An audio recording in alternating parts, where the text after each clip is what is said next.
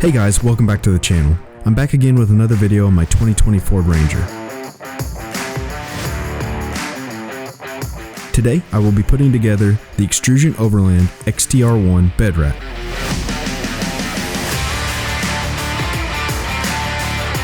The XTR1 bed rack is made from extruded aluminum and is a simple bolt-together design, so stay tuned for the install.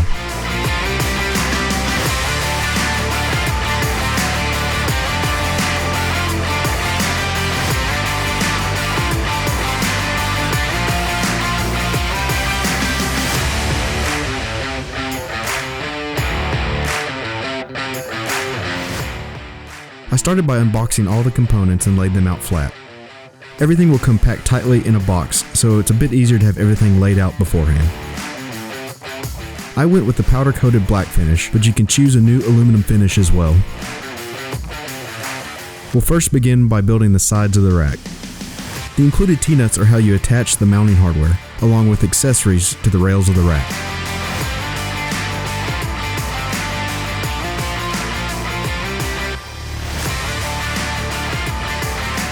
Simply slide the T-nuts into the channels of the rails, and you can then bolt up the side braces to the columns using the provided joint plates.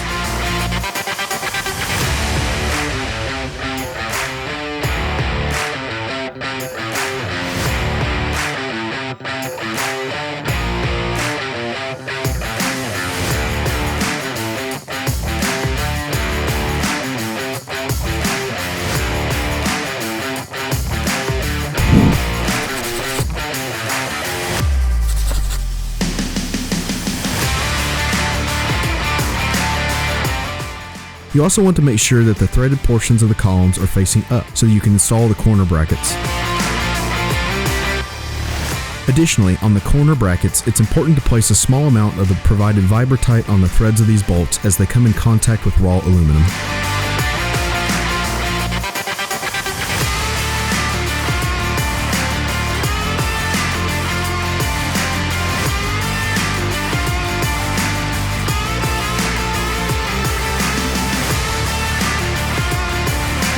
To finish the side portions of the rack, you will next install the XTR bed rail bracket to the bottom of the columns. It's also really simple. Just insert the T-nuts and you'll be able to secure the bracket. Be sure to leave about ½ inch gap from the columns to the bracket so you can adjust later as needed.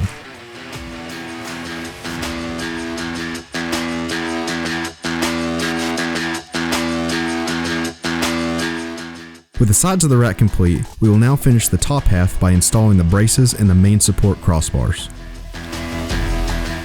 The provided corner joint bracket will connect the braces to the support crossbars. The support braces will have a drilled hole in them so that you can install the provided corner joint brackets with a heavy-duty bolt. This will end up forming a T-shape that you can then install onto the crossbars with the T-nuts.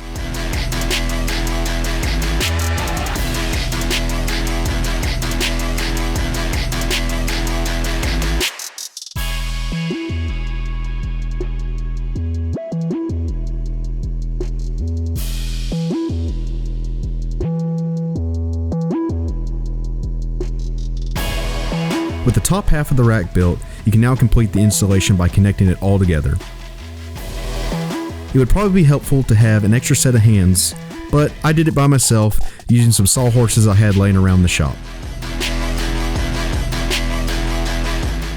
And with that, the rack is assembled. Off camera, I used a bubble level to make sure that the rails were even. I also went through and made sure I torqued all the necessary bolts to spec according to the instructions.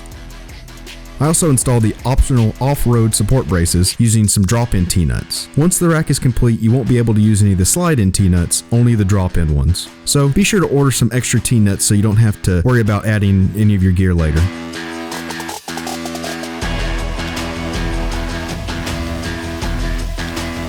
Now it's time to attach the rack to the Ranger's bed.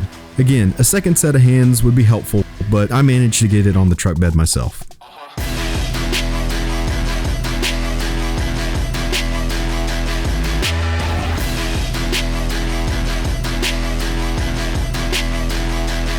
The The final step is to secure the rack to your truck bed. The provided pinch plate installs easily and clamps down onto the metal lip of your bed.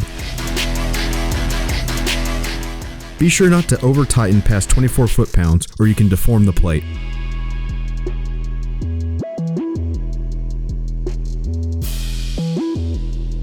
And with that, you're done. As you can see, this rack is on here solid. It's not going to go anywhere.